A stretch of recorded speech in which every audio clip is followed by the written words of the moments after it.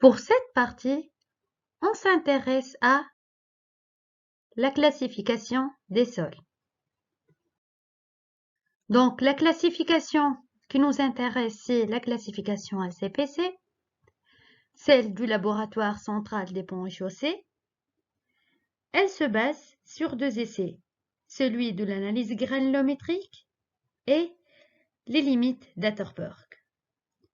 Pour cette classification, on commence tout d'abord par l'analyse. En premier lieu, à partir de l'analyse granulométrique, on distingue les 2 grandes familles du sol, celle du sol grenu et celle du sol fin. Pour les sols grunus, donc on dit un sol est grenu si 50% du poids des grains ont un diamètre supérieur à 80 micromètres.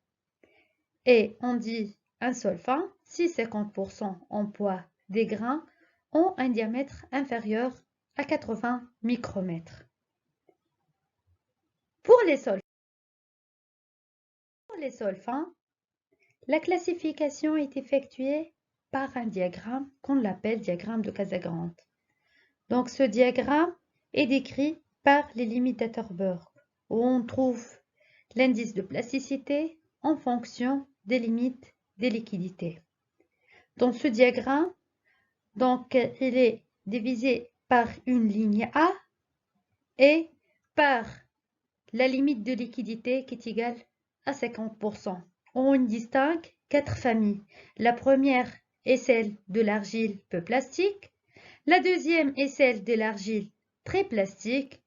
La troisième, celle de limon peu plastique. Et la quatrième, celle de limon très plastique.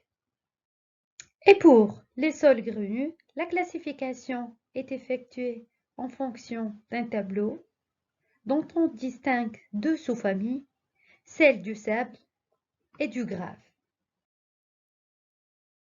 La granulométrie du sol entre 2 mm et 80 micromètres, soit supérieure à 50%, on peut dire qu'il s'agit d'un sable.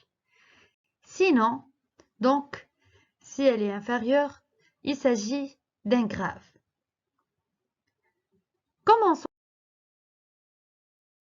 par les sables.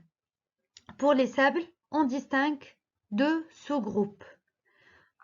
Il faut voir la granulométrie inférieure à 80 micromètres.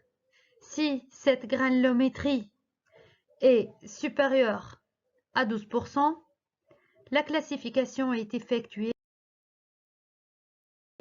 moyennant du limite d'Atterberg.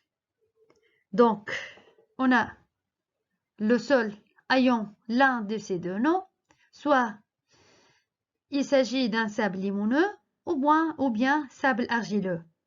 Si la limite d'Atterberg de ce sol en fonction de son indice de liquidité au-dessous de la ligne A, on dit qu'il s'agit d'un sable limoneux. Sinon, il est au-dessus de la ligne A, il s'agit d'un sable argileux.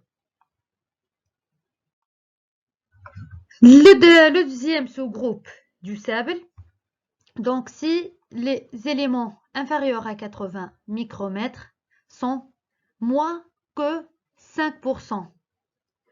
Cette classification est effectuée moyennant de coefficients d'uniformité et de coefficients de cohésion, donc moyennant de la courbe granulométrique. Si son coefficient de cohésion il est entre 1 et 3 et le coefficient d'uniformité supérieur à 6, on peut dire qu'il s'agit d'un sable propre bien gradué. Si l'une des 2 conditions n'est pas satisfaisante, on dit qu'il s'agit d'un sable propre mal gradué.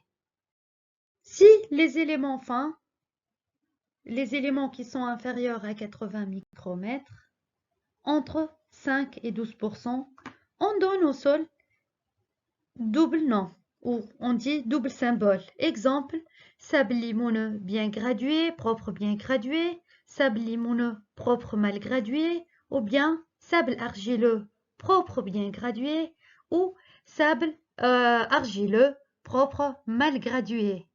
De même, pour les graves, donc on utilise la même méthode que celle du sable.